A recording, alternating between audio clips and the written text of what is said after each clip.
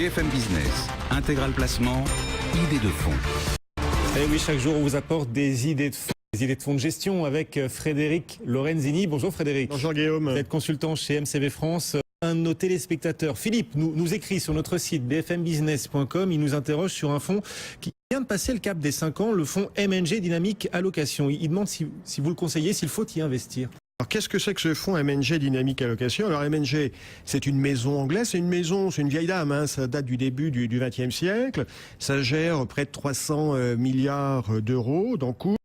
Et puis MNG Allocation Dynamique, c'est un fonds d'allocation mondial qui va investir aussi bien sur les marchés émergents, les marchés développés.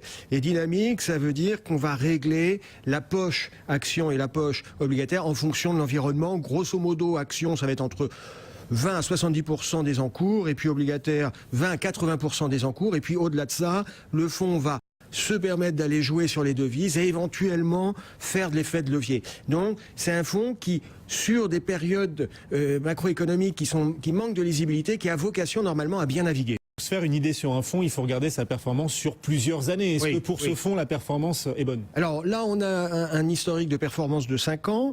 En moyenne, sur 5 ans, on a 8,40% par an, donc plus de 8% par an. C'est une moyenne, c'est-à-dire qu'il y a eu des années où il y a eu plus de 10%, comme en 2012-2014. Il y a eu une petite année en 2011 qui était à 0,40%, donc moins de 1% en 2011. Alors c'est vrai que c'est une petite année, 2011, mais en même temps, la même année, le CAC 40 avait lâché plus de 10%. Donc un fonds dynamique qui va prendre du risque action et qui réussit quand même à ne pas lâcher de terrain en 2011, oui, c'est intéressant, ça se regarde. Pour ceux qui, comme notre auditeur Philippe, souhaitent investir dans ce fonds, qu'est-ce qu'on va y trouver? Quel est son contenu? On a un panachage, pour ainsi dire, très large, donc des actions, des emprunts, de la dette, essentiellement de la dette d'État d'ailleurs, des obligations d'entreprise, des convertibles, et puis du cash. Sur les obligations, beaucoup de govies. Alors ça, c'est surprenant parce qu'effectivement, aujourd'hui, on se dit, attention, les govies, les rendements sont à un tel niveau qu'à un moment, l'élastique va rompre. Si on va sur les govies, on a tendance à dire, allez sur des durations courtes, c'est-à-dire, prenez pas trop de risques. Les govies, ce sont les obligations souveraines. C'est les obligations d'État, oui, pardon. Et là, on a des gens qui n'ont pas hésité à un moment à aller sur les obligations d'État américaines en allant sur du 30 ans. Donc des choses qui ont une très grande sensibilité. On est sur une gestion de conviction. On est sur une gestion qui va à contre-courant et qui est parfois un peu technique parce que outre effectivement des actions, des obligations jouées sur les devises, on va avoir des produits dérivés. Et ces produits dérivés vont permettre de prendre des expositions plus fortes que ce qu'on a en portefeuille. Exemple concret, on a à peu près 26% d'obligations d'État en portefeuille, mais on a des couvertures qui vont réduire cette exposition factuelle, qui vont la réduire à 2,5%. Donc c'est assez sophistiqué. Oui, est-ce que c'est pas un peu trop sophistiqué dans un fonds comme celui-ci qui détient des devises avec des effets de levier, des produits dérivés, ça donne pas forcément confiance? C'est sophistiqué, c'est clair. Complexe, c'est plus complexe qu'un fonds buy and hold obligataire qui achète des obligations pas chères puis qui attend le remboursement dans 4-5 ans. C'est vrai que pour gérer cette sophistication, il y a un gros travail d'équipe, il faut des compétences multiples et en même temps, on voit bien que cette sophistication a permis de traverser les périodes de marché difficiles, comme c'est le cas depuis 2008.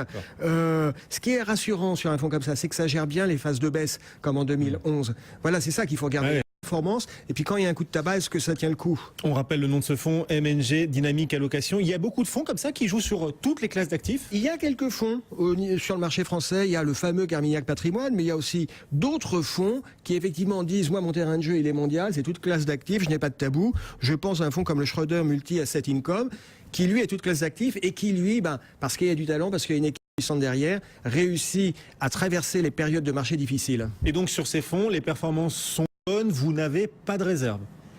J'ai a priori pas de réserve. Il y a quand même un point qu'il faut toujours rappeler quand même aux investisseurs. Ce type de fonds tout terrain, ça, pas tous, mais un certain nombre d'entre eux donnent de bons résultats. C'est tout terrain, ça ne veut pas dire qu'il faut tout miser dessus. On prend un ticket, c'est pas parce que la perf de ce fonds sur 5 ans, c'était 8% par an en moyenne, qu'on se dit, OK, je bazarde tout, je mets tout là-dessus. Ça serait une grave erreur. C'est un fonds qui se regarde, qu'on peut mettre en portefeuille, mais en prenant un ticket. On met d'abord l'orteil et puis ensuite on y va progressivement. Un pied quand même. Ouais. Un pied. Un pied. Vous venez de la Manche, vous, Frédéric, vous n'avez pas peur de vous baigner? Non, moi j'ai pas peur de l'eau froide, contrairement à certains. Oui, Jean-François qui vient, lui, du sud-ouest. Merci, messieurs. C'était Frédéric Lorenzini, consultant chez MCV France, qui vient vous apporter régulièrement des idées de fonds de gestion dans lesquels investir.